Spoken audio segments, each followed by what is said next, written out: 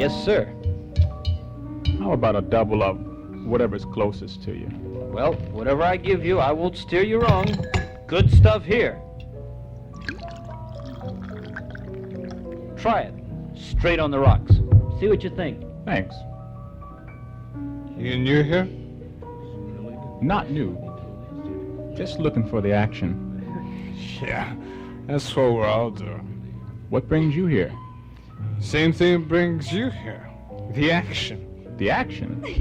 The fact that there ain't no action. That's what brings me here. Ah, you're drunk. No, not yet. Just lonely. Or maybe better yet, I got rid of my loneliness. Now I'm just bored. Shove off, Henry. You shouldn't be bothering this man. Jeff. You're right, Campbell. Go sleep it off somewhere. You new here too? No, but I see you just dropped in. You got an honest face. Honest faces appeal to me. They do? Sure thing. Say, I was just invited to a little bash they're having on the other side of town. They asked me to bring a friend. You look like as good a friend as any. Well, I don't know. I'm really just kind of new in this town. And I don't quite have my bearings yet. And... Well, now, don't you worry. I'll help you get your bearings. Jeff Campbell's the name. You can call me Jeff. Okay, Jeff, thanks. My name's George Forrester. Loneliness is an anguish which all men may taste, and taste it alone.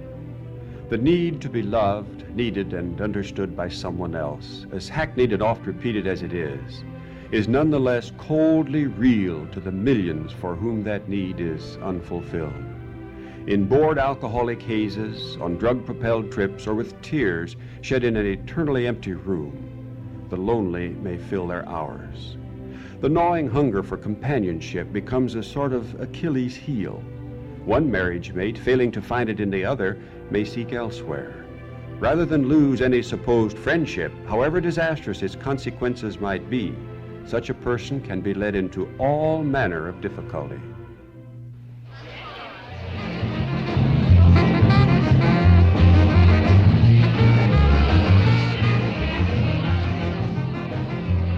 See? No pain. Nice party. You've taken care of your end of it, so have a good time. Yeah, thanks. Where'll you be? Me? Oh, man, I'll be circulating. Don't worry about me. I can take care of myself. See you later. Don't we look lost? Oh, hello. My name's George Forrester, and I'm new in town, and... You could have had a sign out. Is it that obvious? It's only I wasn't intending to come, and I'm not used to all of this. I'm not either.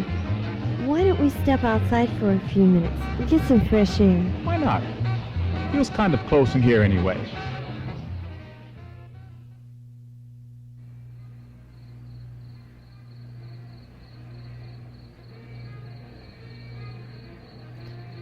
A big city and a crowd like this can be some of the most lonely places on the face of the earth. How I know it. What brought you off the farm? Work. I've got a job in a printing plant. Make pretty good money. But you're lonely, aren't you? Well, not exactly.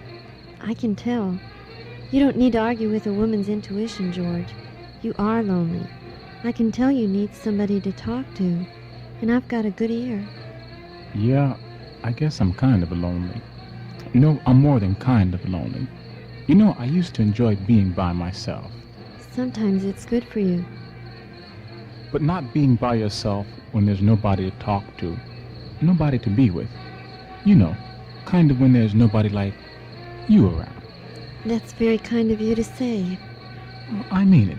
Sometimes I sit in my room alone and stare out the window. I just sort of daydream for hours about nothing. I know the feeling very well. And sometimes I think about talking quietly to someone, like talking to you now. Oh, there you are. Quick, before he gets here, can I see you again? At the Red Line Restaurant, 6:30 tomorrow. Thank you. Hate to break this up, George. I'm thinking about splitting the scene. Sure thing, Jeff. Thanks for bringing me. By the way, Doris, your husband's looking for you back inside. Her husband? Yeah, you know, the guy she's married to.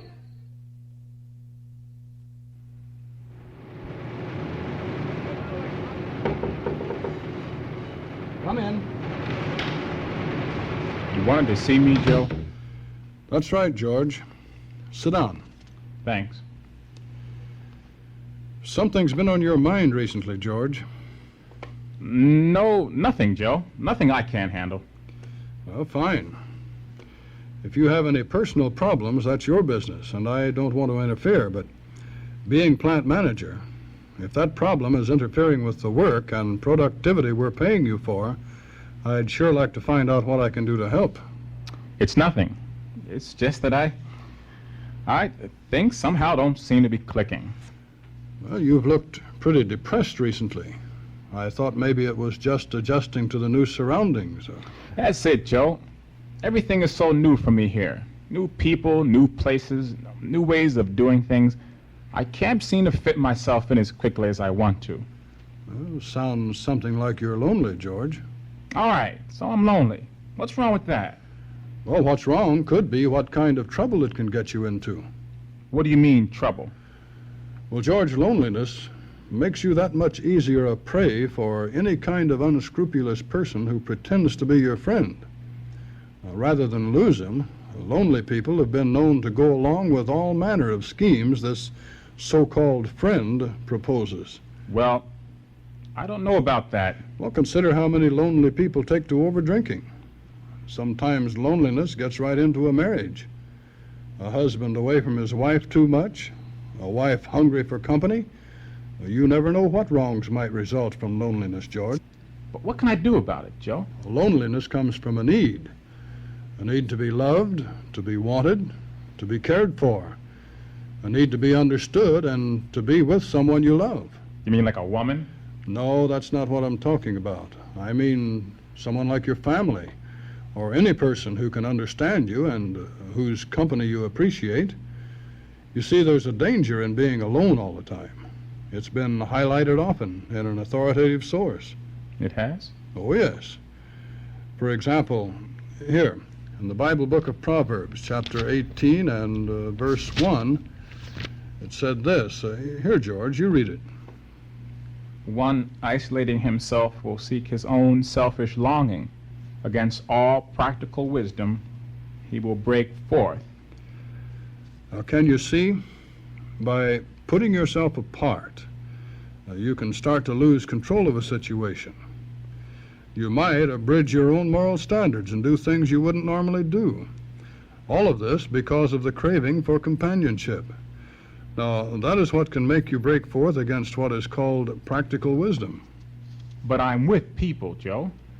Well, that isn't the answer, unless it's people that you could love and who would love you. For example, let me read you something here in the book of 1 John, chapter 4, starting in verse 16. God is love, and he that remains in love remains in union with God, and God in union with him. There is no fear in love, but perfect love throws fear outside, because fear exercises a restraint. And this commandment we have from him: the one who loves God should be loving his brother also. It's all there. A question of loving God and your brother. That's right.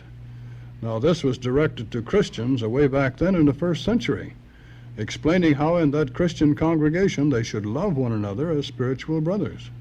You mean they kind of thought everybody was of the same family or something? That's the idea. But the point I'm making here is that you can't be an isolationist. You have to get people around you whom you know, with whom you have something in common, and with whom you feel free to converse.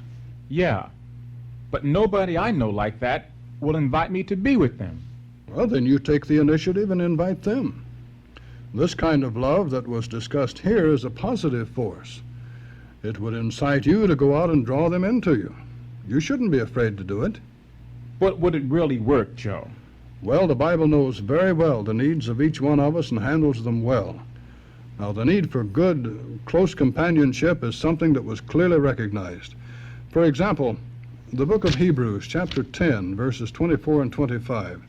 Here, George, you read this too. And let us consider one another, to incite to love and fine works, not forsaking the gathering of ourselves together, as some have the custom, but encouraging one another. What does that mean? Well, for those Christians back then to whom this was written, the words had reference to their getting together as a congregation. But the principle of it can apply right now to your own circumstances of getting together with people who are encouraging to you and who can work good for you. Invite them to you. Well, take this initial step, and this could very likely clear up some of this depression you're having right now. So from what you've said, it's being with people who sympathize and understand. And people that are good for you, not ones that you have just because you're desperate for a friend. It's all off, Jeff. I had a talk with the plant manager today. So? I had a good look at what's wrong with me and what would make me tie in with a guy like you when I'd never do it before. I'm your friend. Jeff, you know what kind of trouble you could be getting me into? Peddling the stuff you peddle? I'm only doing a public service. Well, you can unpublic your service with me. I don't have to think the first guy who comes along is a lifelong friend. You're a sucker. Maybe I am, but I'm a less confused sucker. That plant manager has a lot of wisdom. If anybody's a friend, he's a friend. Have it your own way. I'm going where the action is. Be careful, Jeff. Yeah. See you around. Now, one more problem to settle. If I can just get myself out of it before I get in more deeply than I am.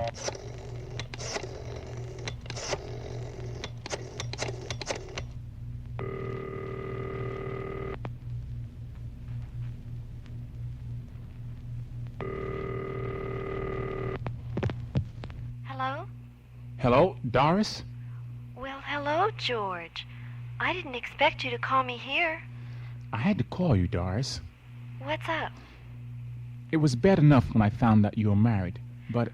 Oh, is that all that's worrying you? Yeah, it's worrying me. You've got to understand, George. My husband is gone most of the time. I'm just as desperately hungry for company as you are. Maybe you are, Doris. But those are the wrong ways for people to be trying to fill in loneliness. Didn't seem to bother you before. Maybe I wasn't thinking straight. I had a good talk with my plant manager.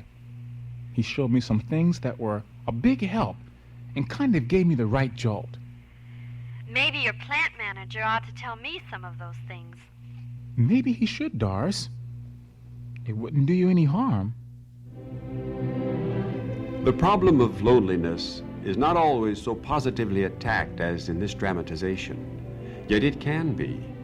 The good Bible counsel here given furnishes strong and practical guidelines for successfully overcoming loneliness before we become victims of it.